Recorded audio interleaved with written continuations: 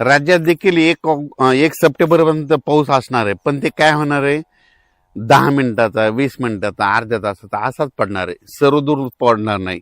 म्हणून सर्व शेतकऱ्यांनी अंदाज लक्षात घ्यायचा.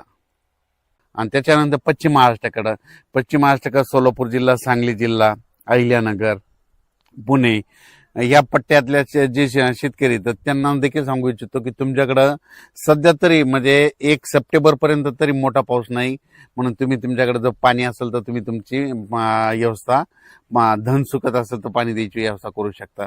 त्याच्यानंतर कोकणपट्टीचा ते पाऊस सरी मात्र ते चालूच राहील. म्हणजे कोल्हापूरपासून ते पालघरपर्यंत त्या सरी सुरू राहतील.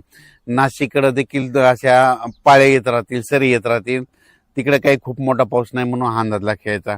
त्याच्यानंतर इकडे नंदुरबार जिल्हा, धुळे जिल्हा, जळगाव जिल्हा आणि हे बुलढाणा जिल्हा, तिकडे काय होणार आहे, ह्या शेवटच्या आठवड्यात एका पाठोपाठ 1-2 कमी दाबाचे पट्टी जात असल्यामुळे शेवटच्या आठवड्यात मात्र त्या धुळे जिल्हा, जळगाव जिल्हा, नंदुरबार, बुलढाणा, अकोला, अमरावती ह्या पट्ट्यामध्ये काय होणार आहे, त्या परिसरामध्ये पाऊस पडणार आहे म्हणून हा अंदाज घ्यायचा.